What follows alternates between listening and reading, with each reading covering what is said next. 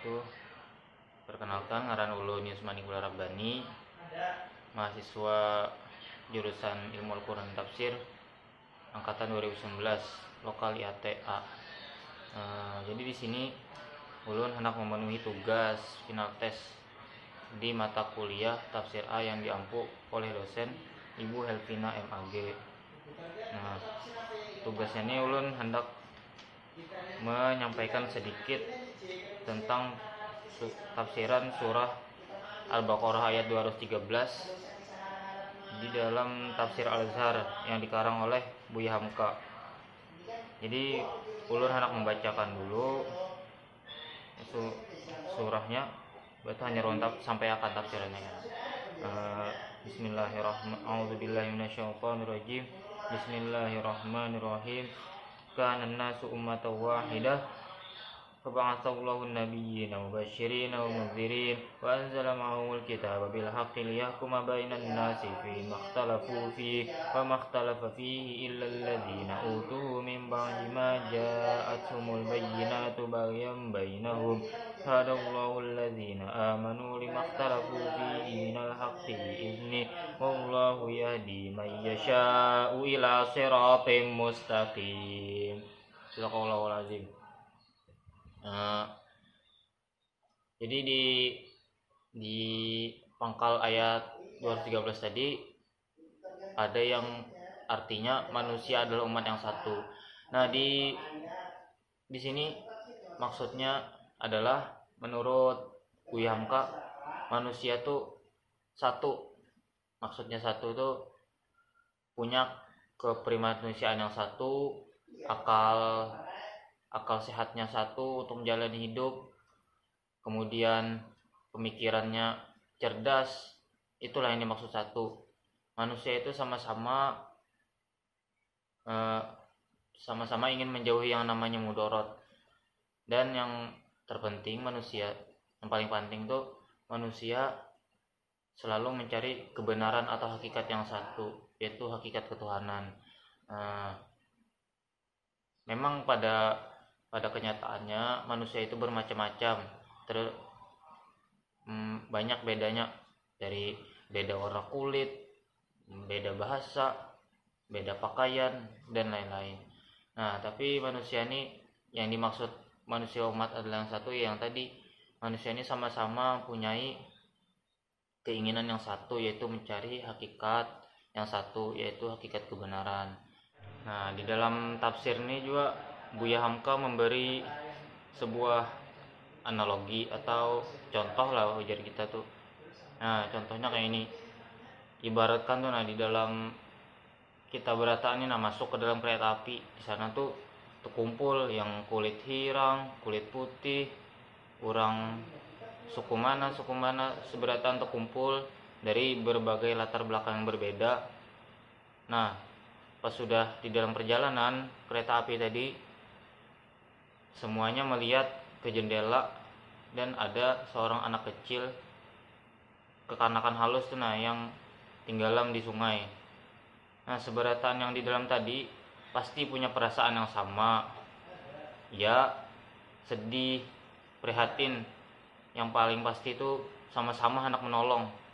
Nah, situ letak kesamaannya tadi dari contoh ini. Seberatan tuh sama perasaannya waktu itu. Jadi warna kulit, latar belakang suku kadang menjadi perbedaan dari peri kemanusiaan.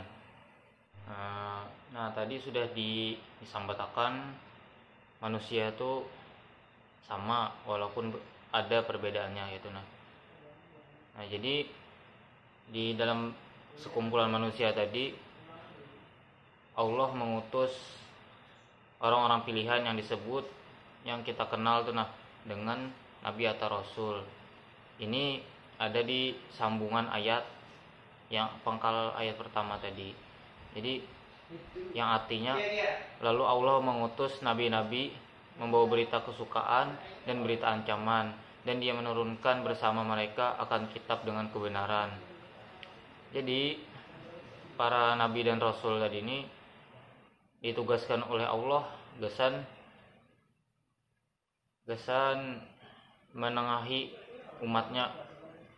Nah, jadi karena umat tadi terbagi-bagi di berbagai belahan dunia lah, jadi nabi-nabi ini terbagi-bagi juga, setiap daerah lain juga nabinya. Nah, jadi tugas nabi-nabi tadi itu menyampaikan wahyu yang dari Allah kayak itu. Nah, setiap perintah Allah disampaikan lewat nabi untuk disampaikan gesan kita nih pang umat-umatnya. Nah, dalam surat Fatir ayat 24 disebutkan juga yang artinya, sungguh kami mengutus engkau dan dengan membawa kebenaran sebagai pembawa berita gembira dan sebagai pemberi peringatan, dan tidak ada satupun umat melainkan di sana telah datang seorang memberi peringatan. Nabi-nabi tadi ini kan banyak kok. Jadi banyak juga kitab-kitabnya. Setiap nabi itu beda kitabnya. Yang wajib kita ketahui itu kan ada 4, yaitu Injil, Taurat, Zabur, dan yang terakhir Al-Quran. Habis itu lanjutan ayatnya tadi artinya lah, dan tidaklah berselisih tentang kitab itu melainkan orang-orang yang telah diberikan dia kepada mereka sudah datang kepada mereka kekurangan-kekurangan lantaran dengki di antara mereka. Nah, jadi pas nabi-nabi tadi diutus tuh kada seberatan umat sidin yang hakun beriman kepada sidin, ada juga yang kafir atau menentang dengan ajaran. Nah, kan tadi dijelaskan manusia tuh sama-sama mencari hakikat satu yang kebenaran. Nah, tapi kenapa di sini ada aja masih yang melalain gitu. Nah, ini karena dijelaskan di dalam tafsir Al-Azhar nih, karena manusia itu ada yang nengarannya hawa nafsu.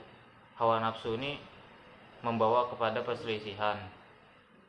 Jangankan orang belainan yang kada kenal, orang yang kandung yang saudara kandung seumah seabah bisa berkelahi gara-gara hawa nafsu nih. Nah, kayak itu juga umat lo nabinya. Jadi karena hawa nafsu tadi, banyak orang-orang merasa paling benar, yang paling benar, menghasut orang lain. Habis itu yang sebelah sini pulang merasa paling benar, menghasut pulang, kayak itu aja terus.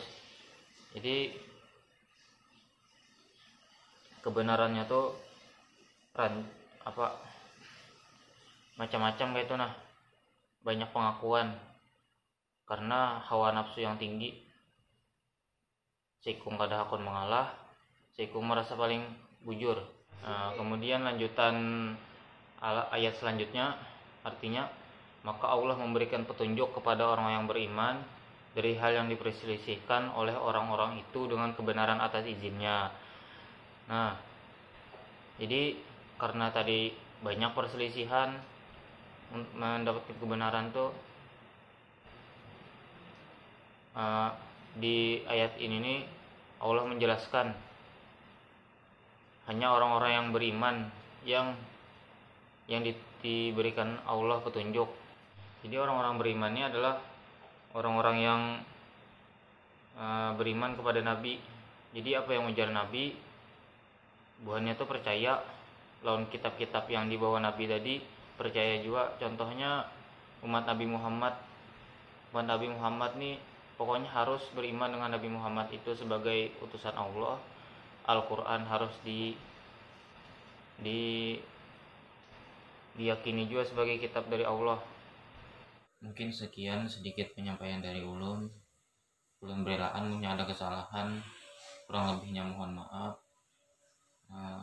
Hadanallahu wa iyyakum ajmain. Wassalamualaikum warahmatullahi wabarakatuh.